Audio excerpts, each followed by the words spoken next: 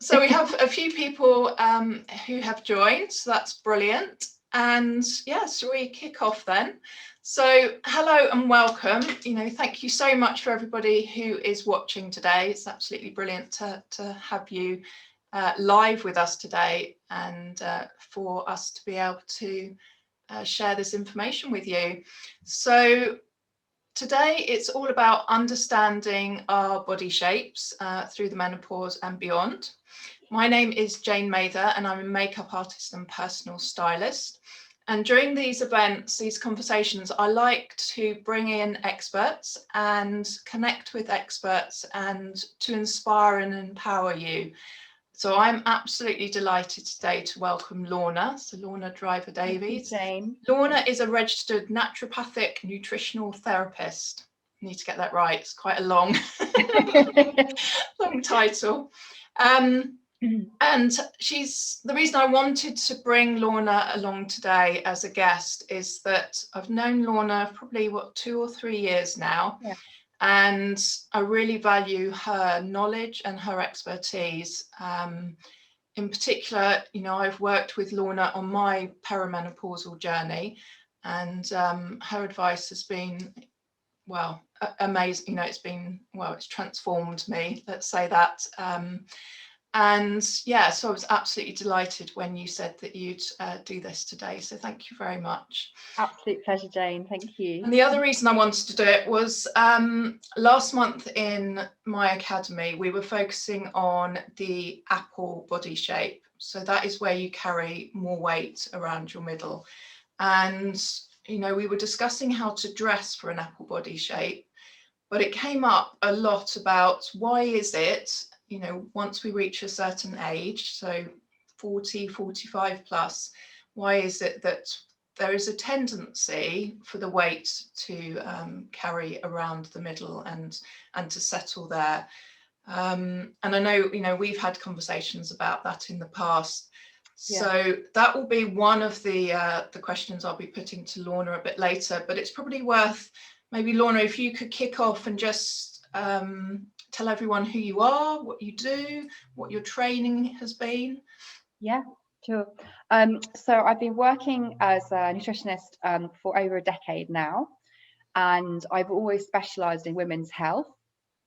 The reason that I became a practitioner actually is a slightly different route to, it's quite common for nutritionists to kind of become, get into this career because they were unwell and then they kind of found nutrition and things. My origins goes back kind of much further. In fact, I would say it probably goes back to the womb. So my mum is a herbalist and naturopath, and so I was, I'm 38, so I was born in 82, and my mum was kind of way ahead of her time, and we always had very, very healthy foods in the house. And my mum was making things like homemade fermented foods and yogurt and all sorts of things. So we ate really, really well.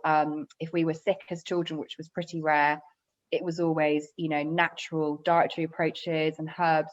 So I had a very good upbringing in that way in the countryside. And so for me, it was kind of a natural process to want to also, work in clinic. I got, when I was a teenager, I would ask my mum all the time about all kinds of conditions and what herbs you would use, and the way, I was fascinated with how the body worked. I think probably if I was much better at science and maybe a little bit less squeamish, I probably would have become a doctor. Okay. Gynecologist, and would have kind of loved that. So and my family way back are doctors and pharmacists and apothecaries. So I think kind of probably a witch, probably at some point, if you go back really far. Yeah. So I come from a long line of health, I guess, like health workers, really. Nutrition science for me is just the most amazing, fascinating, constantly evolving subject. And eating well and diet is so important, and also just how much fun we can have with food, and how I think that food is just one of the most pleasurable things in life, and that yes, it can be a bit of an enemy for some, or a bit of a complex subject, but wanting to work with people to make it a pleasurable, joyful kind of process. Yeah. And so I've specialized over the years in all areas of women's health, so everything from teenage menstrual cycle all the way to menopause and kind of everything in between. So gynae conditions and, fertility and pregnancy and PMS and basically everything that is going on the inside of women's bodies is kind of fascinating for me. Yeah, I mean, one thing I found really fascinating when we started working together was the whole, like the different types of food. And although I felt like I should know that, what's a protein, what's a carbohydrate, but somewhere along the line as I grew up, that, I don't know, I just seemed to have lost that information from being at school. It felt like I probably was taught it, but I don't really remember being taught it. And then when you start to work with somebody like yourself or a personal trainer at a gym, they really focus on that and how important it is to have the different types of foods. And yeah, for somebody who loves their food, and I love that variety of food, I would say that was the biggest challenge for me, was actually trying to get the right types of foods, on my plate every meal. But once you can do that, and your appreciation of sugar and all of those different things, what a difference it makes. I haven't quite gone down the fermented route yet. Do you think there is, an area where people can go to? Is it worth speaking to a nutritionist or a personal trainer, those sorts of people, presumably, for that? I think and I can speak for the UK. I know we've got people on this call from different countries, but I would say, certainly here we have a very big supplement market and massive, you can buy every cookbook on everything, how many TV shows on cooking. Like we are actually really into nutrition in this country and into eating and into food, but I also feel like it's massively overwhelming.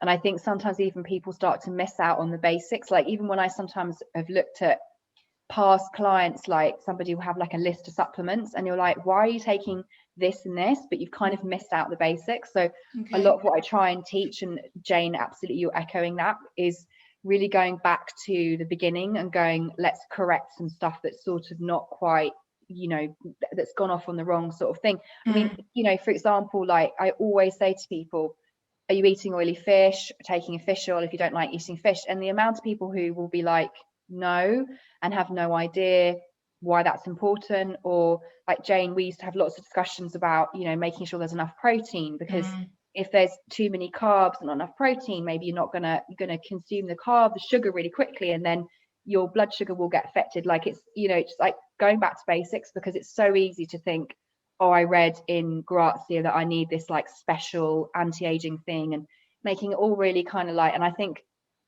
getting back to basics is so important, and I think that's what we need to discuss also around this topic. Everything else you can layer on top of that. Just get the foundation has to be good. I would say the biggest thing for me was that whole protein bit, protein in each meal, and what a difference that has made. And it's and these days obviously we're inundated with different types of diets, and so it's also like understanding how to adapt. Say you love Mediterranean food, or you want to do like keto or paleo, but then also understanding the structure kind of within that. So in terms of if anyone is feeling really confused about things, I would say that there's great value with working with somebody one-to-one, and actually you'll probably end up saving money over time, because the amount of people that will spend hundreds of pounds on all sorts of things and they're just kind of stabbing in the dark a bit, or someone who's got like 20 recipe books but actually doesn't use them, and they're quite complicated, and feels like it's not a great meal unless you spent 6 hours making it, all that stuff that's actually Jane, I was saying this to you, like I'm a nutritionist and I have to make meals that are quick. I haven't got time for especially for me, if somebody wants to like cook me an elaborate meal, I'll sit there and with a glass of wine and wait for it to arrive. But it's just got to be, and when you've got work and kids and life and everything, I think it's about making it simple, and that it becomes a pattern as well. So if we look at one of the things we were discussing in my academy, the whole where weight tends to go, so it seemed to be around the middle, but then I've also noticed like my calves and that area as well. So should we start with why it might be that area around the middle is has a tendency. Yeah, so what I want to do is kind of break this up into two sections slightly, is that to talk about just quickly that perimenopause, menopause transition. Yeah. And then also talk about some areas that kind of that are issues around that time that transcend both those stages as well. Okay. Just to talk about the hormones, because I think it's important to highlight the difference also between perimenopause and menopause and how that's kind of different. So generally what we're on is a trajectory that we're ending our fertility. And the reason I'm saying that, this is not about anyone on the call thinking, well, I never had children or didn't want them. I'm just talking about the biology here of what your body needs to do and what's doing. So you've got your fertile years where your cycle is sort of as it should be, yeah, hopefully. And then as you're coming into perimenopause, the end result eventually needs to be no more menstrual cycle anymore. Game over, we're done, yeah? But that in-between bit is a bit of a funny time where, and it varies for women, but initially what can happen to many women is that the body that goes, oh, I'm going to run out of fertility. Remember, your body's totally trained to hopefully, give us the next generation. So there'll be a panic point where it goes, oh God, I'm going to run out of being fertile. I better run around as quickly as possible and try and do things. So what can happen actually is that there's always this, assumption that perimenopause, menopause, it's always about low estrogen, and it's often not. What can happen, because the body's kind of, having a bit of a sort of hormone feedback loop freak out, is that it will actually sometimes push estrogen up. So you can actually get an increase in estrogen in perimenopause. And so one of the things that women can say is that, let's say you've pretty much most of your life had a pretty average body type that's maybe sort of stayed consistent regardless of your body type, because of course, for some people you can have a curvier body shape all your life, but that isn't because of hormones or metabolic changes. That's just your genetic thing. Yeah. So because also remember, you get women who will suddenly complain about having a tummy who are actually very slim, quite small bottoms, small thighs, no weight round here, quite small boobs, and they're like, oh wow, like where's that come from? And also for them it can be harder because you can't, no one can see me, but I'm quite like petite. I've got small waist and kind of a nice bum. So if I've ever put weight on, I can disguise it slightly with that kind of shape. So different shapes sometimes are harder, and I know that's what you were discussing on your kind of academy, like how to dress for your shape. And that increase of estrogen, because it's kind of, can mean women can start saying, oh, I feel kind of like my boobs have got bigger and my thighs have filled out, it's kind of on my tummy, and it's just sort of feels like it's just sitting on me, and I haven't necessarily done anything to sort of do that. It's just kind of happened. Now, if we then move along a bit further, now we're looking at like menopause. So estrogen is now coming down. Now, when estrogen comes down, good levels of estrogen, when it's working as it should, actually should allow weight to be fairly evenly distributed. Okay. So what can happen when estrogen gets lower is you get this weight distribution kind of can sort of go a little bit off kilter. And that is where you can, for two different types of reasons, you can get this tummy. So one can be earlier on where you've now got, you've got some high levels of hormones.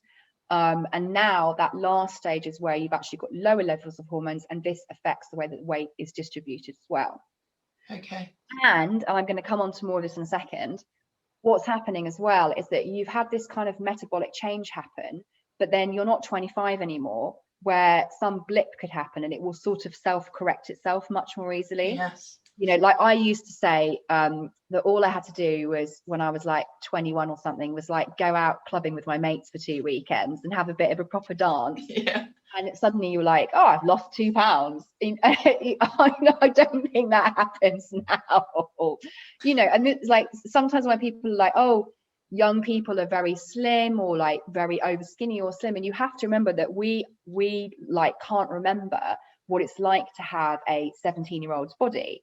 And actually they've got, they can be healthy but have such low body fat that's in a kind of healthy range. We kind of forget that time where just stuff just kind of melts off.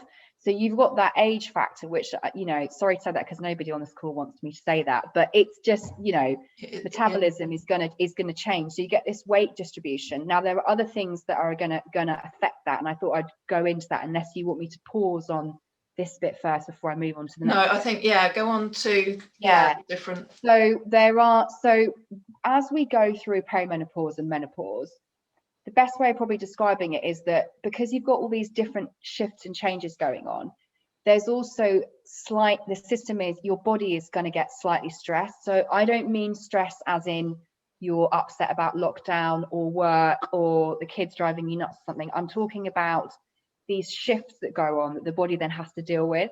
So you have to imagine that if you've got elevated versions of a hormone, there's other things that are going to happen that are, the body has to constantly like go, what's going on? Or I've got to respond to that. So you've got all these things going on. So also, at that time, because of those shifts in hormones, so you've got high levels of hormones, potentially then lower levels of hormones, it will affect different parts of the body. So we'll start with the thyroid, for example. So the thyroid is your gland here that is controlling your metabolic rate and the way that everything is moving, how quickly or slowly.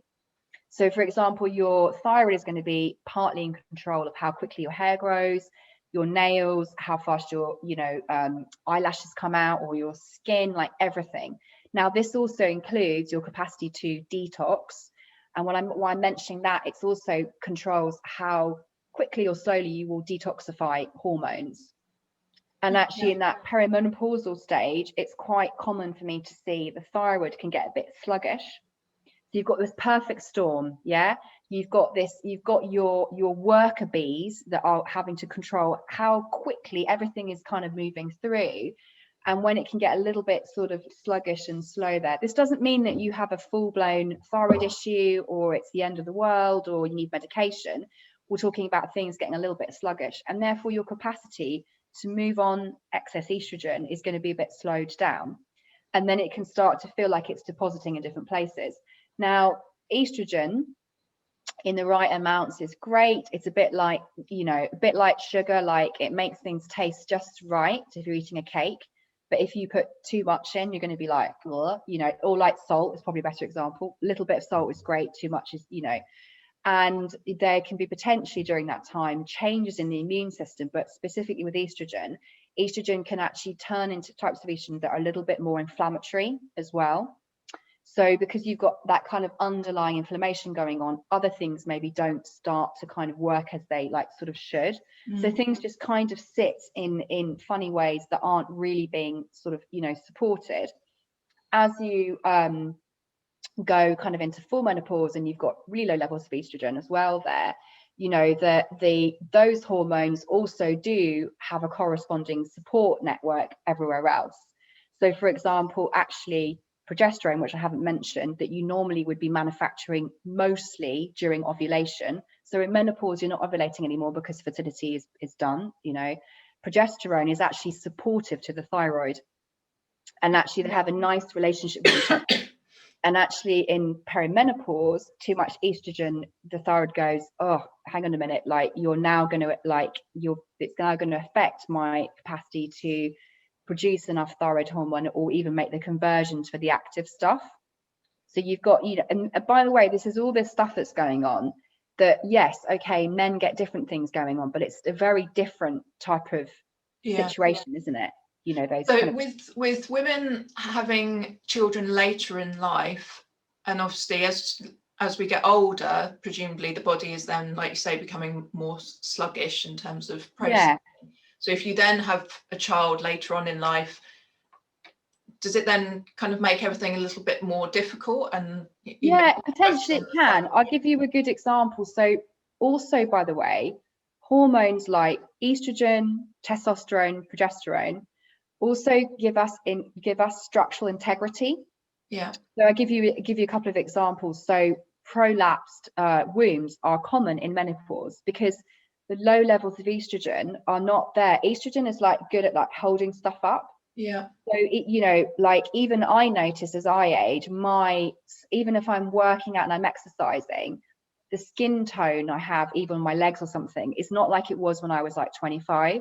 So the way that things are like actually held together is really different. So that's why you get prolapses in, and there's ways to avoid that, and I'll talk about in a second, but not specific to that, but just talking about keeping the integrity of everything. I mean, testosterone that can get lower in in full menopause is great for like keeping stuff together. So I mean, regardless of your age, women are always kind of and having an upward struggle to stop us being wobbly.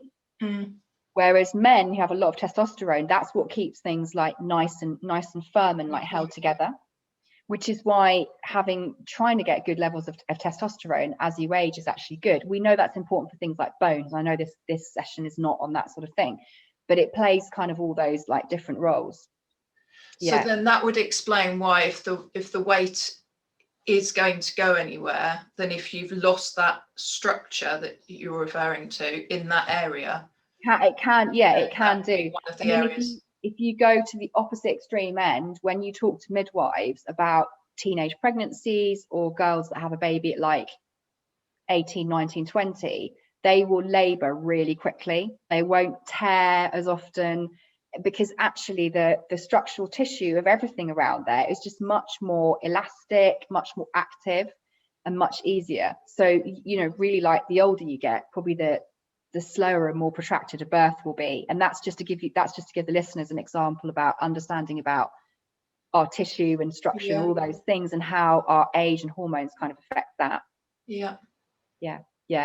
So, and then so what because you've got these kind of shift stresses going on, this is where a couple of things, and Jane, I know you know this very much because we talked the hind legs of a donkey on this, some of these favorite subjects, is that, you know, stress externally from the external world, actually your resilience around that is actually going to go down.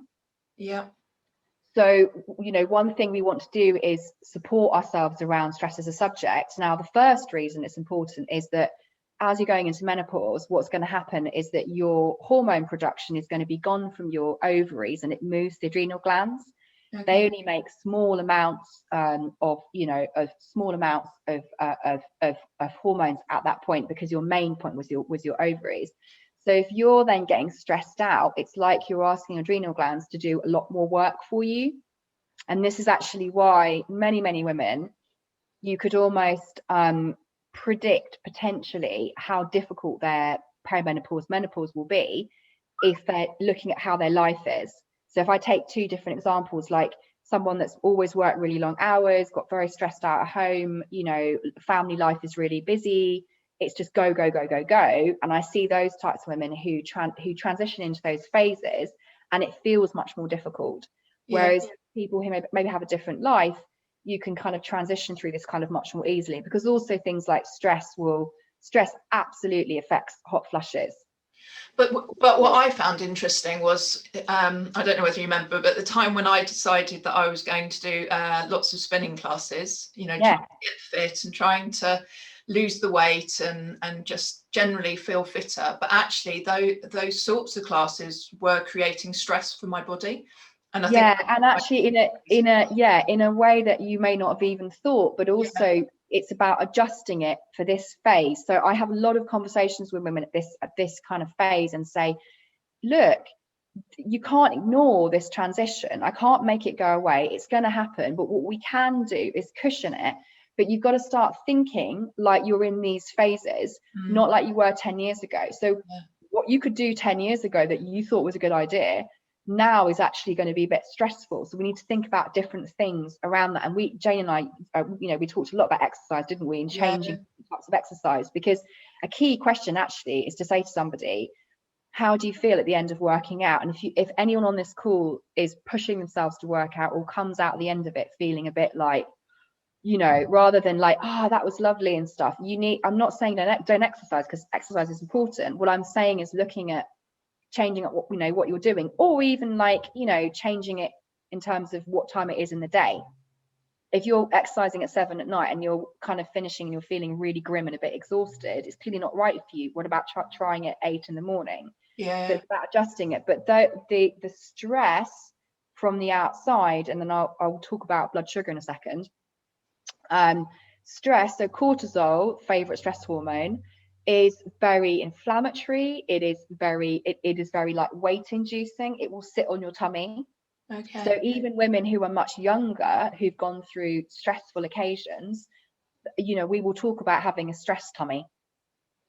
And as soon as you take out the things that are going on, and everyone's got different things that are stressing them, it might be that they eat really well, but their sleep is bad, or eat well and sleep well, but maybe they've got a difficult situation with a child at home, or they don't like their job, or they're going through a divorce, or whatever. So whatever your stressor is, that can be stressing you more, and then it's going to, and actually our ability also to deal with our hormones again as we get older just gets harder.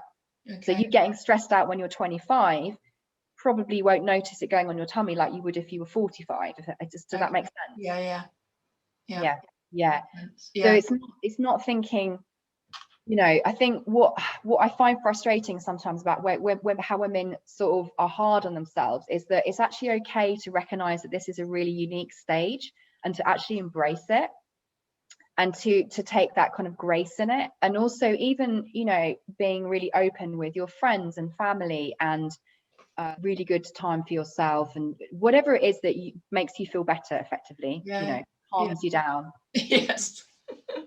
Yeah. So, and then, oh, sorry, Jane. Yeah, go on. Yeah. And then it's important to like mention blood sugar as a big significant area. Now, blood sugar fluctuations can absolutely even be like the real cherry on the cake for you having what you think is difficult hormone issues. So yes, you could be having hormonal imbalances going on, but they could be made much worse by blood sugar issues. And actually blood sugar plays a really big role, because also blood sugar, if it's really yo-yo-y, contributes also to more inflammation, more cortisol. So if your blood sugar is very yo-yo-y, actually every time your blood sugar kind of drops because you haven't eaten properly or you've eaten the wrong thing. So it's not always about stuffing your face, it's about specific things and times of the day for specific things. But if your blood sugar, say, is dropping because you kind of, you know, haven't eaten properly then or whatever, the body will go into kind of a state of an emergency. So it's kind of worried about what's going on. So it will actually push up stress hormones. And then also when you've got dysregulated blood sugar, what happens is that you can get overcorrection with insulin. So if you're flooding the body with a lot of sugar, insulin comes along as a hormone to try and take it out of the bloodstream, because that's the normal thing for it to do. But if you're constantly doing that and insulin is always being asked to step in, it just gets annoyed after a while. So it's like it either like over functions or doesn't function properly. And this is actually where you start to get metabolic disease. And eventually, if you leave those types of things, you're going to get diabetes. But you know, blood sugar issues creates more inflammation, creates more stress hormone production, and also controls the breakdown of sugar, excess sugar in the body. And you know where that's all going to go? On your tummy. Okay. Basically. So for most people, if you were in that position, would it go around the tummy, or are different people, I don't know, going to suffer in different ways? If it's going to be stress and kind of blood sugar and hormone orientated, it's going to be in that location. Okay. There's kind of a couple of reasons for that. Partly it's because it's near the liver. Yeah. And also that you have to think that the abdominal area is quite a nice area to like shove stuff, because also there was a little bit of this way back ancestral thing of thinking that if you're stressed and your blood sugar's not great, something must be wrong. Like you're going to get attacked by something, you're never going to have any food for a week. We're talking like proper early man type stuff. So then the body is like, oh, I better protect your major organs. Oh, okay. So yeah, okay, you might be worried about your bingo wings arms and it being a bit on your face and not looking like you know anymore, but it's going to be on that main area because because it's perceived as the area that it needs to protect. And remember also that from the point that you're born as a woman with that kind of gynecology and you go through that kind of puberty there, you're always going to get more weight depositing itself around here, because again, the body's thinking, I need to protect your gynae area, I need to soften that area, I need to keep that all so that you can have a baby and feed the baby and the baby lives and all that stuff. I mean, it's like it's so primal. We're really primal, but we live in 2021. Yeah. So I would say, you know, for anyone, like, to bring this into sort of some cornerstones, is that whatever stage of hormones you're at, I'd say first of all, it's worth working with a nutritionist and get some blood tests done, because I'll give you an example. So you can be thinking, oh, I must be menopausal because I've got all these symptoms going on. So you go and buy a certain, like, I don't know, soya product, which then makes you feel worse because actually you don't know what's going on in that flux stage. I think sometimes you get a little bit of a brush off from GPs because you can give your symptoms and they can go, well, it probably sounds like you are, but actually it's good to push for some blood tests because you can get wildly different outcomes depending on your stage. And then, you know, in terms of steps that you take, need to be geared kind of around that. I would definitely say, you know, make sure that you get your thyroid checked. Preferably, I would say do it privately, because the NHS will check TSH, which is not thyroid hormone, but your thyroid hormone manager. And then we'll check T4, but it won't check T3, which is your active thyroid hormone. So T4 is like crude raw oil that you're like getting out of the ground. And then it goes through a kind of refining stage. And then it's like you're turning it into diesel or petrol that you could get at the gas station kind of thing. And that's what T3 is. And you want to see if you've got thyroid antibodies, because the immune system changes that age. And because you can get a little bit more inflamed, you're more likely to end up with thyroid disease, like thyroid antibodies. So it's good to get all that kind of checked. And the thing is, as I was saying, if your thyroid is a little bit sluggish and isn't ideal, or is working fine, but you're not maybe converting those hormones, everything is going to be running slow. So again, you know, if you're worried about your tummy, but you might also be thinking, well, my hair doesn't grow. So that's kind of a key area to have a look at as well. Also, these stages are nutrient hungry. So you've got a lot to deal with there. And that's why, you know, eating well is so important, but there might be some key supplements that would be good to kind of put in as extras, because you're just going to need a lot more to deal with all that kind of shift going on. And your tolerance for things is going to be less. So your tolerance for getting stressed out or getting upset or not having enough sleep is lowered. So you're a bit more sensitive. So you need a little bit more love, if that makes sense. Yeah. Okay. And looking at stress, you know, any way that you can deal with that. And remember that stress in itself is very, very nutrient hungry. So, you know, every time something stressful happens and you're making all these stress hormones and you're having to deal with that, it will always be at the detriment of something else.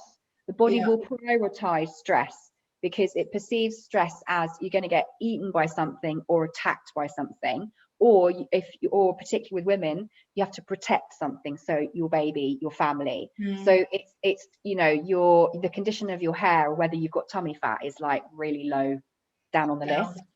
And then definitely looking at blood sugar. And blood sugar is an interesting one because, you know, as a nutritionist, I look at so many different types of diets, and people always want to know, like, what's the best diet, etc. And I would say not a great answer, but don't think you have to eat the same as your friend. So it's about finding healthy eating patterns, but also what works for you. So, you know, I mean, intermittent fasting, that's very fashionable, might be great for one person, but for someone else, actually not having any breakfast in the morning is really detrimental for them. I would find that impossible. Yeah, exactly. And it doesn't work. Like for me, if I was doing intermittent fasting, I always eat breakfast, but I might skip lunch and have dinner because that's what works for me. Remember also, just to throw a caveat in there, not get too ranty, a lot of diet experiments include figures from men. And that's not actually talked about enough. If you're doing studies around certain types of diets, when people, you know, the results come out and you're like, this much percentage, whatever, they should be dividing men and women like up completely, because our ability to say fast or skip meals, all sorts of things, isn't the same as men, because we've got these different things kind of going on. And also it's about eating in a way where, if you're saying menopause, what foods can you be eating that will support your increase in hormone production, nutrients that will support you manufacturing these things yourself, even if they're in small amounts, but giving it its best kind of go. You know, it's like tending to your garden. And I would say also on the hormone side of things as well, is that, you know, if you're not someone who wants to take HRT, then there's loads of other options. So there's bioidentical hormones, or there's lots of amazing herbs that you can use. And this is where I think getting clever around and then working with someone is a really good thing. Because I would say for me, it's difficult, I would say, to correct all these things without considering bringing something in that will give hormone support that is beyond, say, taking like a B complex or eating something, to try and cushion all these kind of effects, if that makes sense. Yeah. So if we go back to the like the sugar bit, I mean, obviously that, I would say, for a lot of people is really difficult to try and cut back on the sugar and to identify, you know, which is that refined sugar and which is the okay sugar to be eating. Is there a way that you would recommend to kind of wean yourself off, you know, because there's that difference, isn't there, of there's something goes on in your mouth where you absolutely crave the sugar, but then you realize when it hits your stomach and, you know, you kind of regret it afterwards, you realize that actually it's not. I would say what I tend to find with people, one second, hang on. What I tend to find with people is that they are not eating right or well. Okay. And then this then means that then those sugar type things come in anyway. Yeah. It's very unusual that that is different. Yeah. Okay. So you tend to find, for example, that someone started their morning breakfast, but all they had was porridge oats. So no essential fats, no protein, nothing to bulk it out. If I just ate porridge oats for breakfast, I would be hungry again about an hour later, because all we would do is burning through the carbohydrates. Yeah. And then if people will carry on like that throughout the day, so that lunch, they'll get to lunch and have maybe some toast with not much on it, and they've got all the way to dinner and not had any greenery or anything. So actually, if you give the body enough good nutrients and enough balanced meals, you are so much less likely to snack, right, much less likely to have a sweet tooth. Well, and to have those cravings. Yeah, I mean, you know, you could run a good experiment of like, you get somebody and you really like go, okay, I'm going to look after you the whole day, I'm just going to feed you good stuff. It's very unlikely later on that they're going to be like, I really want a piece of massive cake. It's unlikely. And also what you're doing is retraining the brain and taste as well. So if you do a week of eating really well, you're going to be becoming less and less likely to be like wanting to gorge on rubbish, and also your taste buds will change. So, you know, I find it incredibly difficult to eat commercial chocolate because it's so sweet and so actually tastes so horrid and synthetic-y. You know, when you've tried really nice chocolate, it's also about being clever around that as well, because it's really easy to get like a big thing of Milky Way and just motor through the whole thing, because also those types of things, because they haven't got very much on chocolate specific. Cheap chocolate has a lot of vegetable oil in it doesn't have much cacao and doesn't have much cocoa butter. Cocoa butter is really fatty. You can get these cocoa butter buttons. If you eat like 2 of them, you feel sick. So a lot of it's like people kind of eating stuff that is really bad quality anyway, even if it is sweet. Yeah. And it's very easy to just motor all the way through the whole thing. Yes. Yeah. So I've definitely noticed with like the dark chocolate. Yeah, and it's, you know, we've all been there, like including me. Like you get stuck in a difficult situation where something was supposed to happen, so you didn't have lunch on time, and then you've got to go and, I don't know, pick up a child from somewhere, and suddenly you're like, oh my god, I'm literally going to kill somebody. I haven't now eaten for so long and I'm rushing, and then it's very easy to just grab something absolutely rubbish. So even if you, because by the way, life isn't perfect, so that happens to all of us. Anyone who says that doesn't happen, I think needs to have a look at life. But it's about then also going, sometimes that happens, so therefore I'm going to make sure that in my handbag I have maybe like a healthy snack bar. Okay. To help in those like non-perfect moments, because the more you go down the bad road, the worse it gets. Yeah. Absolutely. You know, I mean, you know, you someone's blood sugar can get that bad that they will, you know, they'll start, you know. Yeah. Well, I noticed that when I was getting up at, or, you know, maple syrup or whatever. Yeah. I mean, when I was getting up at like 4:30 in the morning to then do bridal makeup for, you know, 6 people, and it was literally bang, bang, bang, 6 hours of work, hadn't eaten anything, hardly drunk anything, and then I got to lunchtime completely, knackered. Yeah, and you know, people wake up in the morning and have a coffee. That's it. Yeah. And then the problem with that is that, and this is a good thing for our listeners. So, has anyone ever been in a situation? Because I have certainly, I'm sure Jane, you have, where you get so hungry and you're like, I've got such bad blood sugar, I really need to eat. And then if you leave it long enough, it goes away. Okay. So what happens with that is that your stress hormones kick in, because they think that you're going to fall over because your blood sugar must be bad. It's not that bad, but your body will interpret it as that. So it will pump up your stress hormones. Also, it thinks that because you haven't eaten, something must be wrong. So maybe you're under threat, you're going to get attacked, maybe you need to move somewhere because you're a nomad. So it's going to give you lots of adrenaline and cortisol to get you really pumped up to run somewhere, escape somewhere, go, or have enough energy to go and kill something. Yeah. Now what that does is it shuts down digestion, and also, you know, shuts down that whole area, which is also why when people then go, well, my blood sugar got so bad that I'm not hungry anymore. And that people get into that and they get into this whole phase. So I can have had clients where I go, you're not having any breakfast, and they're like, oh, I just cannot face anything, it makes me feel really sick. And it's like, I have to retrain them to go, okay, we're just going to have something super basic. I'm just going to get you to have maybe like a couple of bits of like some berries with like maybe a couple of blobs of like, you know, yogurt and maybe some seeds on top, like absolutely minuscule and tiny, to give them at least something that settles the blood sugar and stops this like up down, and stops this whole, you know, pressing the alarm button on the bank and the kind of stress hormones going wah, wah, kind of going off. Because again, if you keep doing that, it's just going to end up on your tummy, because you don't really have anywhere to run, do you? You're just at your desk. Yeah. Actually getting chased by a, I don't know, saber-toothed tiger or something, or getting your sword out to fight somebody, or you know.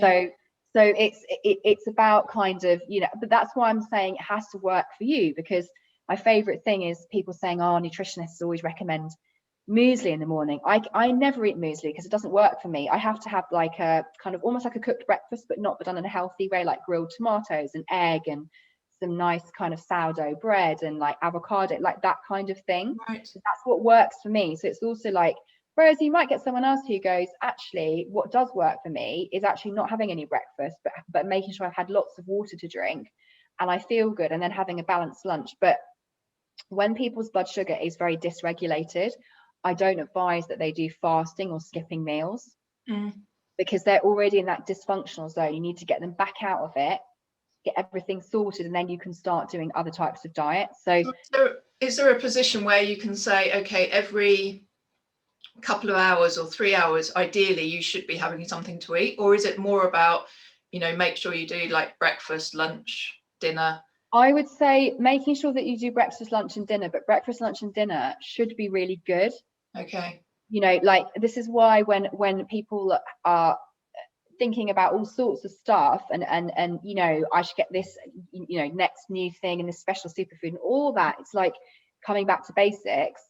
But also around snacking, is that having a snack maybe a little bit before you've got really hungry. Oh, my video went off. Oh, hang on. Here we go. Will she come back? There we go. Oh, hang on. It might be the signal. Hang on. Jane, what I'm going to do is change this to a different video. Okay. Should come back. There we go. We can hear you, just not see you. Just hear me. Not a very good camera. I'm going to crouch down so you can see me. What was I saying? Yeah, you want to kind of have a snack before you get super hungry, because otherwise what you're doing is you're kind of, yes, you're going to get the satiety of going, oh great, I feel a bit less sick and stuff, but it's almost a bit late by that point. So it's maybe building these things in. But really, it was more fashionable, say like 15-20 years ago, when I trained as a nutritionist, you had to tell your clients to snack all the time. Now snacking is actually isn't good for you for loads of reasons that I won't go into on this call. You want to get yourself out of the snacking zone, but if somebody needs to snack to get their blood sugar balanced, then that's great. And once you've got things balanced, then it's the case of actually sticking to like square meals. Yeah. You know, and snacking is a relatively new thing. It's more of a modern thing. You know, we would have much more like, you would have had your food in the morning and then gone off and whatever, and then it's quite structured. I mean, I don't think you can say that we eat in a different way sometimes to other times in history, because people would have eaten at strange times. Like people would have eaten 11 o'clock at night because they would have worked in a factory or whatever. So I think that's not the same really. But certainly the way that we snack now, because also we snack probably too much. Like it's easy to sit at your desk and just graze on stuff. Yeah. So it's about, it's about positioning things in the day cleverly. Okay. Yeah. So we've touched very briefly on obviously losing hair more as we get older. Is that primarily, the hormones and that side of things that is making the difference? Yeah, absolutely. I mean, the thing is also is that this is why I'm saying it can be very easy to, I mean, probably not your listeners on this call, but a lot of women will say things like, well, this has happened, so it's just because I'm getting old. And you're like, I think you probably want to say that when you're 80 something, not when you're like, 42 or 55 or whatever. So if you're noticing things like that, then that is also a time to go, okay, that's interesting. Where's that coming from? Okay. Because if you noticed one symptom, that symptom's not isolated. It's being driven by something bigger from underneath that probably is affecting lots of things, if that makes sense. Yeah. That's why I think, if you've never spent any money in your life on working with a nutritionist or something like that, then this is the time probably to put the money in there as well, because getting good lab tests done and getting proper advice will save you money, but also the advice should be specific to you. Yeah, and I think also it's about knowing, is that an acceptable level, or actually is it too much? Yeah. Exactly. You're going to put on a little bit of weight, and obviously during lockdown and stuff, a lot of us have done as well. Yeah. But that, at what point, I suppose, is something actually fundamentally wrong?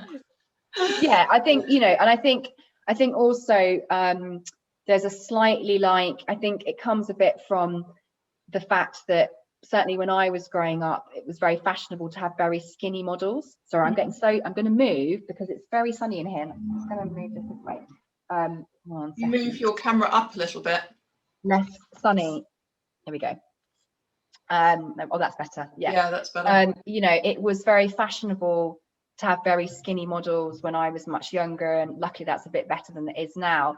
But then it's kind of gone the other way. So people are like, oh well, I think it's healthy to have some weight on you and have a tummy. And I'm like, actually it's not, because on a deeper level, because that type of fat is very inflammatory, you are looking at being in a position to being more predisposed to very serious diseases.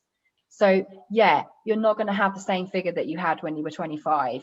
Yeah. I think you have to accept that, but also not suddenly going, oh well, it's age, it's hormones, I'll just put up with it, I won't think about it, I'll just go and buy all my clothes in the next 2 sizes up and just like accept it. So I'm very much an advocate of healthy body weight and healthy attitudes around bodies, and we're all different, we should embrace that, but also not get complacent. Yeah. Okay. So by going the other way, yeah, which we have a little bit, I would say, and even in the media there's a lot of almost like overpraise for very overweight women, and actually I'm sorry, that's not healthy. We know that's not healthy. So it's not about thinking you have to become a size 8 overnight and have a washboard tummy. That's unrealistic. But if you're noticing something, particularly if it's creeping up and you don't feel like you've changed very much, so you could be eating as you normally would and doing all the things you are, and that's where also for anyone listening it's important to understand is that you can be doing lots of good stuff, but because your body's changing because of hormones, you've got a whole other thing to deal with. So it's not about the fact that you've failed in what you're doing in your life. And, women will say to me, but I exercise and I eat well, all these things. So that's why I would say work with a professional to figure out what's going on. I'll give you a very good example. So there's certain types of lab tests that you can do to see if once you've produced lots of cortisol, are you actually clearing it? So once cortisol collects up, you have to get rid of it, yeah?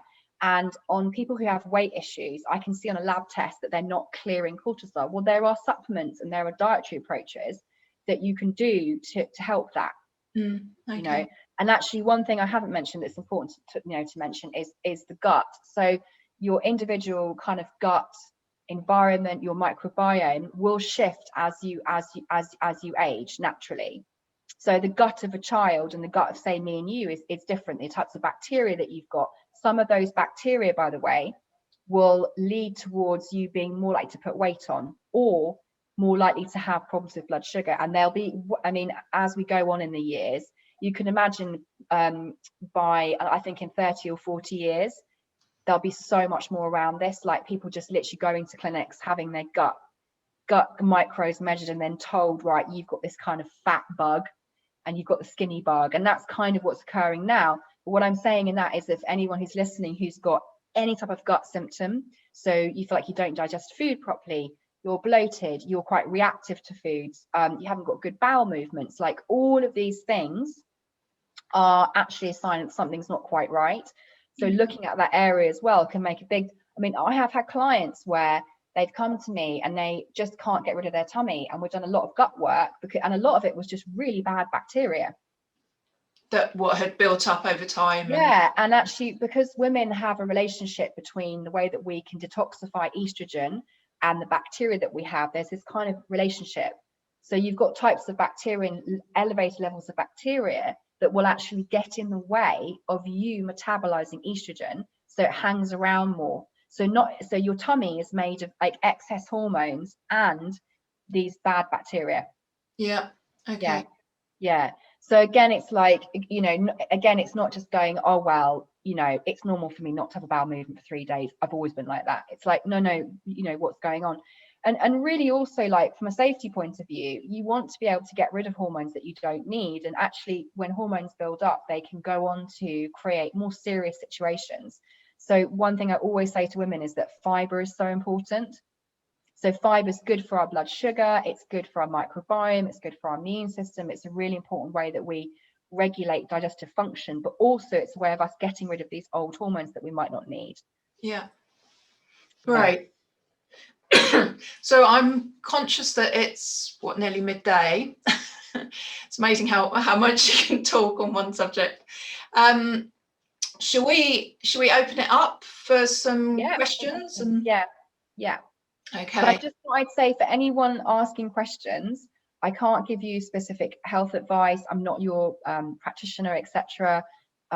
Any of you that have got medical conditions, you might need to run things by your GP. So this is just to kind of give general answers rather than specifics. But just to say that Jane can email you details, but we offer free consultations at Wild Nutrition. And all of my team there are trained on perimenopause and menopause. So you can book in, speak to a nutritionist about your individual questions. Yeah, and there'll be an email that's coming out, and that will definitely. Jane, I can give you a link so that anyone on this call can have a free 20-minute consult. Okay, that'd be lovely. Thank you. Okay. So we've got one question. I've just completed menopause yoga. The advice given was to fast overnight and possibly even skip breakfast. I posted a question on Instagram where over 80% of perimenopausal women said they ate breakfast.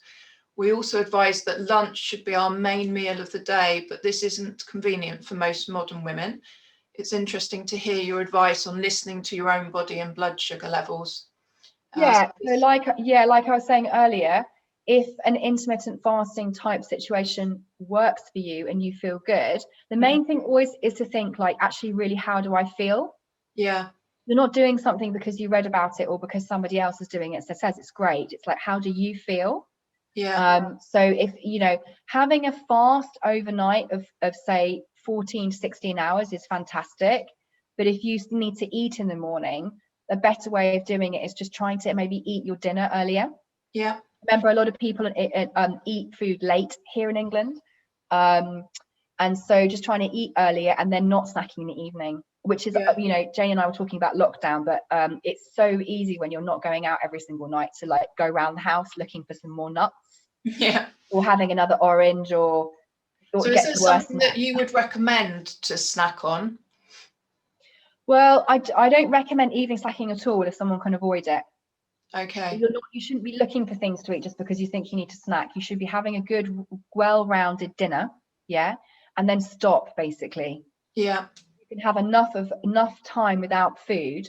And then I would say, if you're quite stressed out, you're going through fluctuations of things, all sorts of things are going on, I would say it might not be the right time to do no breakfast, but it depends again on that person. Okay. And on the continent, they will eat larger lunches and smaller dinners. I think that's not always practical here.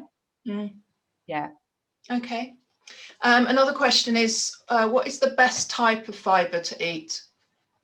A mixture of everything, but I would say trying to aim to get fibre from vegetables is the best thing. Okay. Because I think particularly in England, we're very trained by slightly more like NHS orientated concepts of fibre, which is like, oh, just have lots of bread or lots of pasta. And actually that doesn't always help people. And also those foods, unless you're buying incredibly good ingredients, like really good ingredients, are mostly poor quality products. If you think about the average person in the UK and the type of bread that we buy, it's pretty shocking. It's that bread is just like stuff.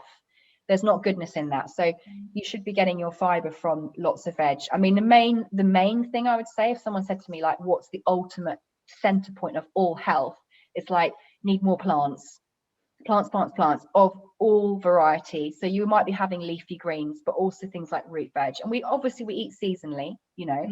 But really like thinking, and it doesn't matter if you still have meat or fish or whatever, that doesn't matter. The center point of the plate is to have as much vegetables, and if you do that and you have big portion servings, you'll get lots.